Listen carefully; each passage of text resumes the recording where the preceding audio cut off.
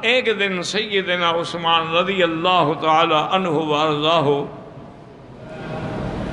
جمعہ پڑھانے کے لیے تشریف لے آئے اور منبر رسول پہ کھڑے ہوئے۔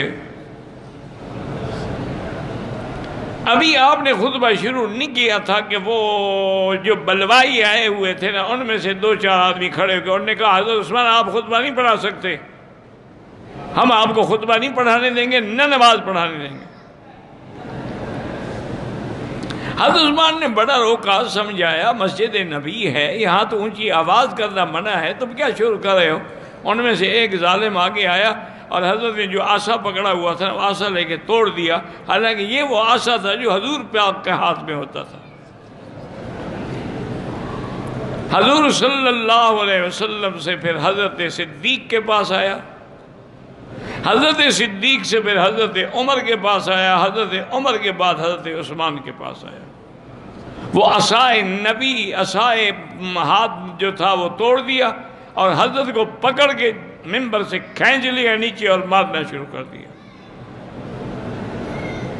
ہر طرف سے بلوائی اٹھ کھڑے ہوئے اور انہیں نمازیوں پر بھی باقاعدہ لڑائی شروع کر دی اور پتھر انہوں نے ساتھ رکھے ہوئے تھے، سنگ باری بھی شروع کر دی۔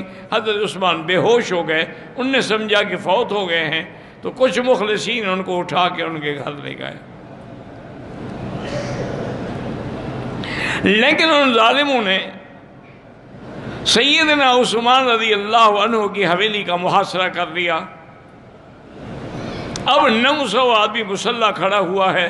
اچھا، خدا کی قدرت ہے کہ حج کا موسم ہے، اکثر صحابہ حج پہ چلے گئے ہیں۔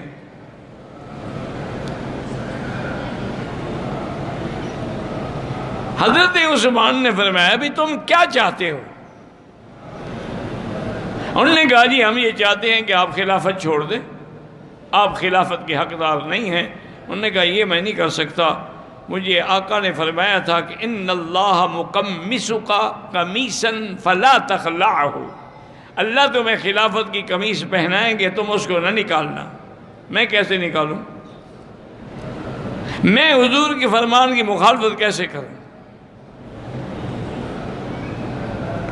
کچھ دنوں کے بعد کچھ صحابہ نے، جن میں حضرت علی بھی شامل ہیں، حضرت حسن بھی شامل ہیں، انہوں نے حضرت عثمان سے ملاقات کی بڑے خفیہ طریقے سے، چونکہ باہر تو دشمن کھڑے ہوئے ہیں نا۔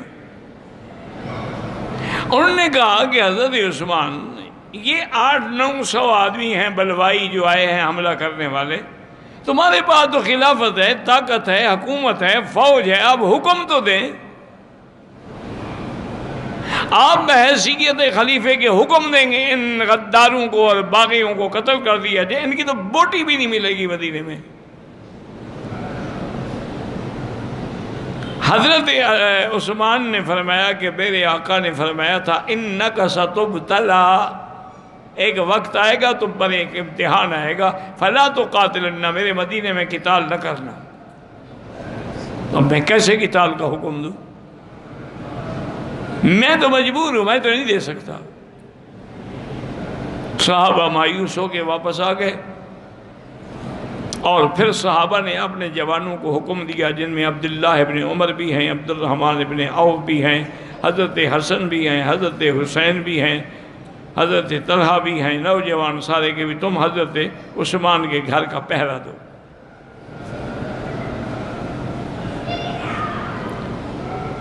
ایک دن سیدنا عثمان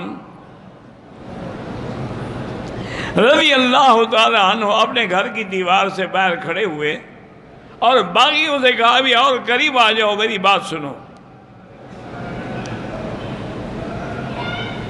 وہ اور قریب آ گئے، انہوں نے کہا حضرت عثمان نے کہ انشدکم باللہ، میں تم سب کو اللہ کی قسم دیتا ہوں،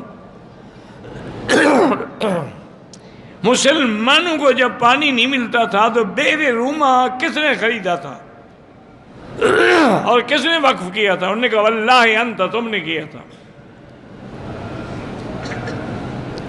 انہوں نے کہا کہ اچھا، غزوہ تبوک کے موقع پر 900 اونٹ اور 100 گھوڑے اور 5 کلو سونا کس نے دیا تھا؟ انہوں نے کہا واللہ انت، تم نے دیا تھا۔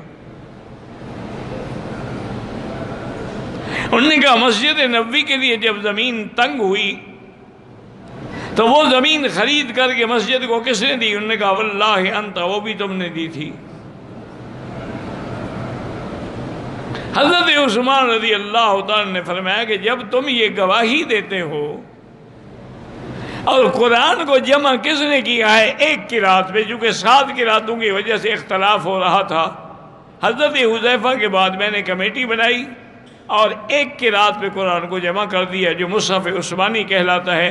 یہ میں نے کیا؟ انہوں نے کہا ہاں واللہ انت، آپ جامع القرآن ہیں۔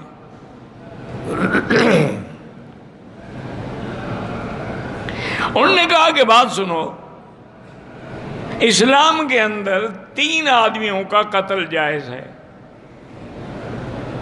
ایک تو وہ آدمی جس نے کسی کو قتل کیا ہو، وہ قصاص میں قتل ہوگا، اور میں نے تو کبھی زندگی میں کسی کو تمانچہ بھی نہیں مارا، قتل تو بڑی بات ہے۔ دوسرا وہ آدمی جو دین اسلام سے نکل جائے، مرتد ہو جائے، اس کے لیے بھی قتل کا حکم ہے۔ اور میں اب بھی اگر آپ نہیں مانتے تو کلمہ پڑھتا ہوں، آپ میرے اسلام کے گواہ ہو جائیں، گویا کہ میں مرتد تو نہیں ہوں۔ اور تیسرا آدمی اسلام میں وہ قتل کیا جاتا ہے جس نے زنا کیا ہو اور شادی شدہ ہو۔ زنا تو بڑی بات ہے، انہوں نے کہا میں نے تو کبھی غیر محرم عورت پہ نظر ہی نہیں ڈالی۔ جب یہ تینوں چیزیں میرے اندر نہیں ہیں تو تم کیسے مجھے قتل کرتے ہو؟ انہوں نے کہا نہیں، بس ہم نے فیصلہ کر لیا ہے کہ آپ کو قتل کریں گے یا آپ خلافت چھوڑ دیں۔ اور پھر میں خلافت اس لیے نہیں چھوڑ سکتا کہ مجھے اللہ کے نبی نے منع کیا تھا۔ بہرحال حضرت عثمان کا پانی بند کر دیا گیا اور 40 دن پیاسے رہے حضرت عثمان۔ انہوں نے آخر پیغام بھیجا بی بی عائشہ کو، سیدنا علی کو اور سیدنا زبیر کو کہ ہو سکے تو مجھے پانی بھیجو۔ حضرت علی رضی اللہ تعالیٰ عنہ خود مشکیدہ پانی کا بھر کے لائے، لیکن ظالموں نے تیر مارا، مشکیدہ پھٹ گیا اور پانی ختم ہو گیا۔ حضرت علی جب قریب گزرے تو انہوں نے اپنی پگڑی مبارک اتار کے حضرت عثمان کے گھر میں پھینکی تاکہ وہ سمجھ لیں کہ میں نے اپنی طرف سے کوشش کی ہے لیکن میں کامیاب نہیں ہوا۔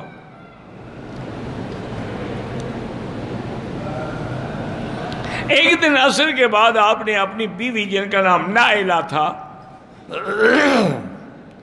اس کو بلایا اور کہا کہ میں نے ابھی ابھی خواب دیکھا ہے کہ حضور صلی اللہ علیہ وسلم ہیں، ابو بکر ہیں، حضرت عمر ہیں، اور حضور فرماتے ہیں عثمان ہم تو تمہاری انتظار کر رہے ہیں، افطر عندنا، آج ہمارے ساتھ افطار کرو۔ انہوں نے کہا اشارہ ہو گیا کہ میری شہادت کا وقت قریب آ گیا۔ تو پہلی دفعہ حضرت عثمان نے فرمایا کہ پجامہ لے آؤ، میں پجامہ پہن لوں، ہو سکتا ہے کہ بلوائی حملہ کریں، خدا نہ کرے میرا سطر نہ کھل جائے۔ اور 40 دن تک بغیر پانی، بغیر کسی چیز کے صرف قرآن شریف کی تلاوت کرتے تھے اور حضور کو سکون ملتا تھا۔ حضرت عثمان رضی اللہ تعالیٰ عنہ نے قرآن کھولا اور اسی آیت پہ تھے آپ فَسَيَكْفِيكَهُمُ اللَّهُ وَهُوَ السَّمِيعُ الْعَلِيمُ کہ ایک بلوائی دیوار، گھر کی دیوار سے پیچھے سے کود کے اندر آیا اور لوہے کی لٹ آپ کے سر مبارک پہ ماری، خون بھل بھل بہنے لگا۔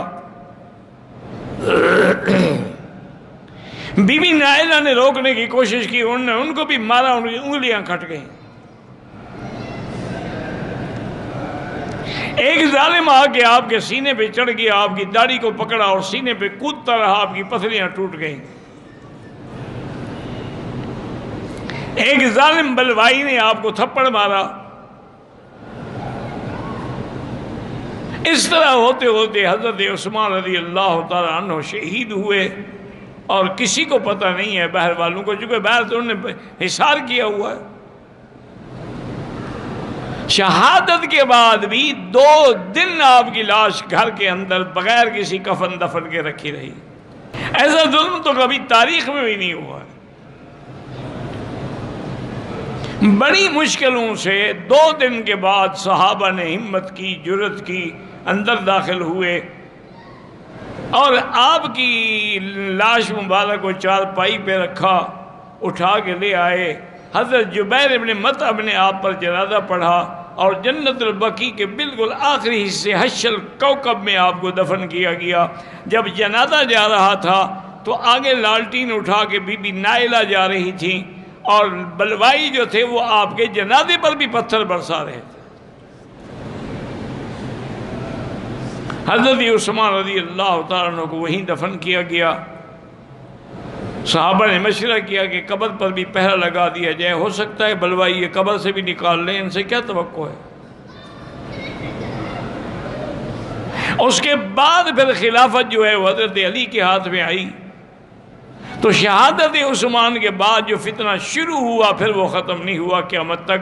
یہ بھی اسی عبداللہ بن سبا کی تحریکیں تھیں جس کی وجہ سے جنگ جمل ہوئی، جنگ صفین ہوئی. یہ بھی انہی کی سازشیں تھیں جس میں ہزاروں صحابہ شہید ہوئے. آپ اندازہ کریں کہ کسی کی شہادت کی گواہی میدان کربلا دے گا، عمر کی شہادت کی گواہی محراب نبی دے گا، کسی کی شہادت کی گواہی میدان بدر دے گا. یہ عثمان غنی ہیں جن کی شہادت اللہ کا قرآن دے گا کہ قرآن مقدس جس پہ آپ کا خون گرا ہے، آج بھی برٹش یعنی انڈیا میں، انگلینڈ میں برٹش میوزیم میں وہ قرآن رکھا ہوا ہے اور وہ خون بھی عثمان کا ابھی تک موجود ہے.